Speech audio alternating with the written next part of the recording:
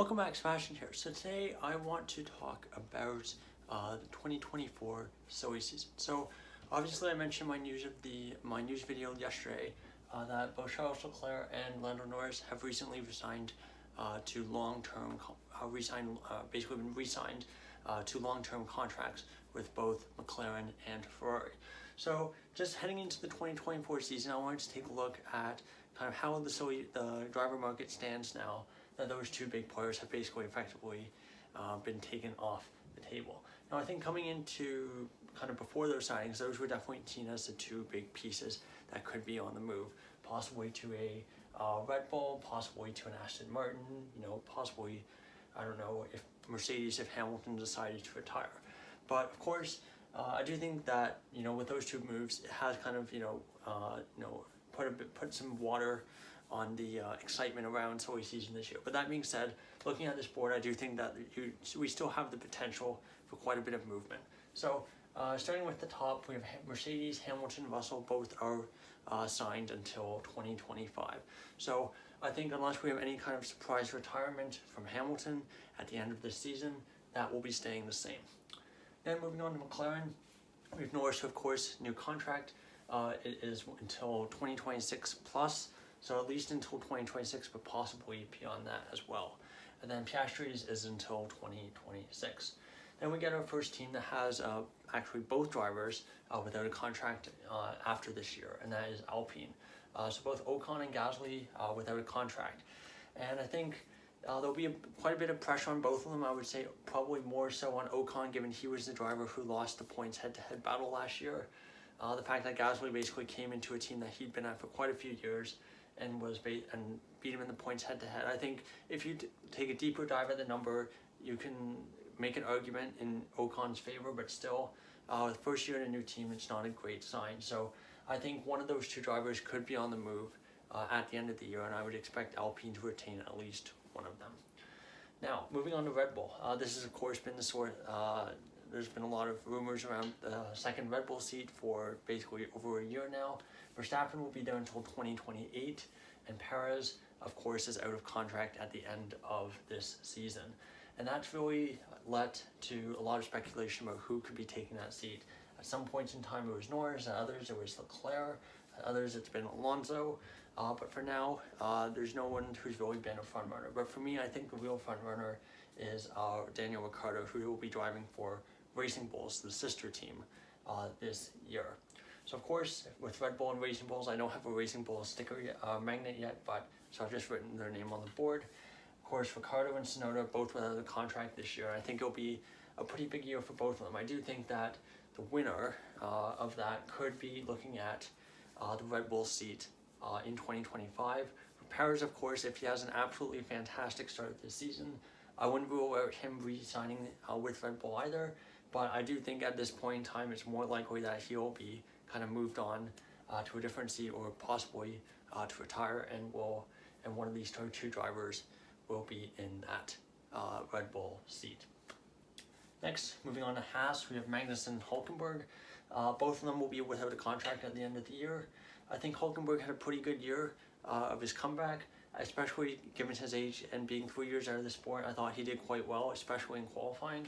So I don't know. I think the Haas, unfortunately, I don't think expect a whole lot from them this year.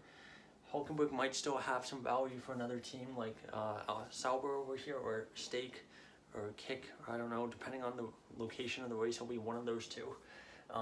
So, he might have some options. Magnussen had a bit of a disappointing year, so he's definitely going to want to bounce back. I don't think Haas are, definitely given how they've generally tended to do things in the past, they held on to Grosjean and Magnussen for so many years.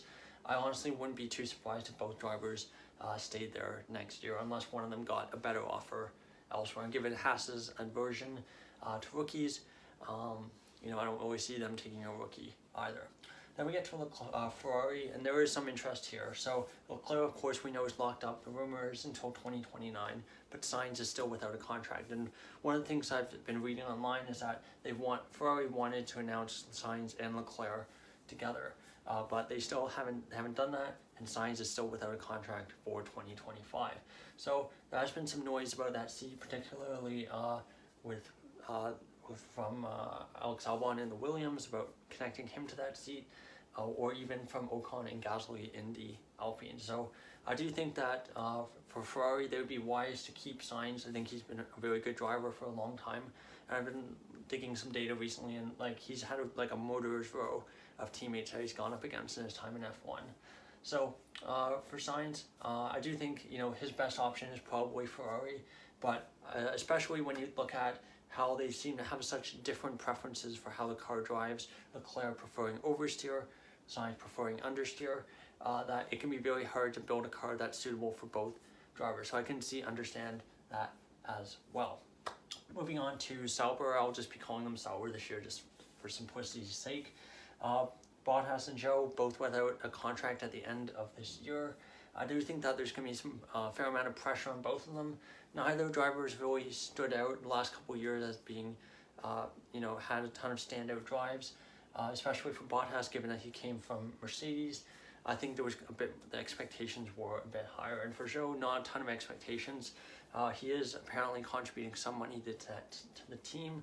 So I do think it would take another kind of a pretty poor season for him to be without a seat. But that being said, his money might be helpful for a team like Haas.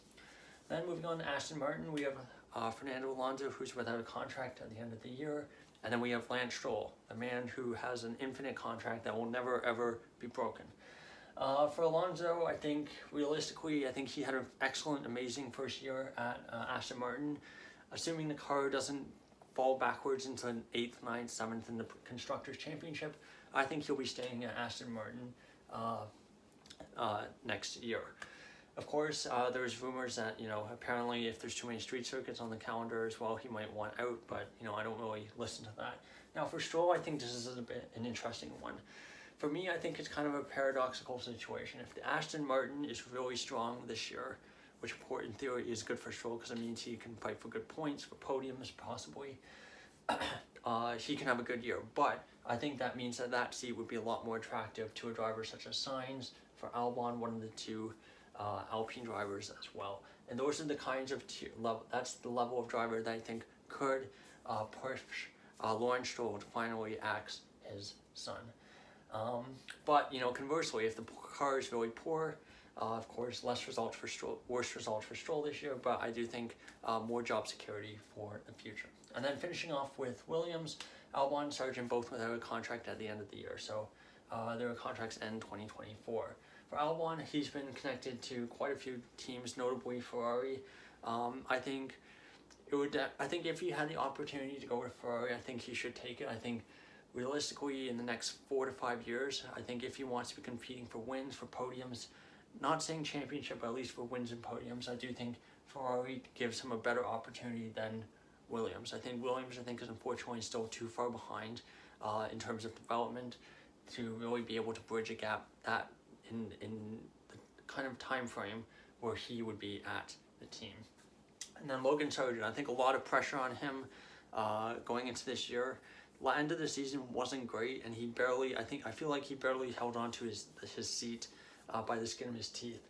So we'll see how it goes. I think the pressure will either go do one or two things. Either it will help make him stronger, and he'll grow and develop into a good F1 driver, or I think he'll crack. And I don't think we'll see a mid-season replacement, but I wouldn't be surprised. I honestly at this point wouldn't be surprised if he was replaced at the end of the year. Now, just finishing up looking at some drivers from Formula 2 and drivers who have driven in Formula 2 recently, who could be have an impact on the driver market this year. So, of course, we have Liam Lawson, who drove for AlphaTauri last year. I think in the event that Perez is replaced by one of the two drivers, Lawson's basically a sure thing to get that vacant Racing Bulls seat. Then we have Felipe Drugovich. He was sniffing around at a Williams seat, a Sauber seat. I think of the 5 drivers on the board, I think he has lower odds than the rest of them. But at the same point, I do feel like, if an opportunity opened at one of those 2 seats, or even at Aston Martin, if Alonso decided to retire or move on to a different team, I think he could be an option as well. Oliver Behrman, Ferrari Jr., he's another one to watch. Of course, with Haas, with Sauber becoming Audi in 2026, and Haas not taking rookie drivers. It just does kind of put Behrman in a really tough spot. Of course, if he has a fantastic year, that might force his hand, but I think just a merely good season, even second or third in the championship, might not be enough for him. Same situation for Martins, except with Alpine.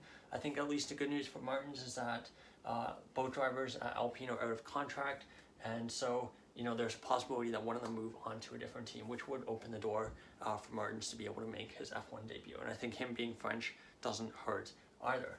And then we have Antonelli, I think the big wild card in all this. Of course, he was promoted from Formula Regional Europe all the way to F2 this year. And of course, F2 season hasn't started yet, so we don't know how he's going to perform.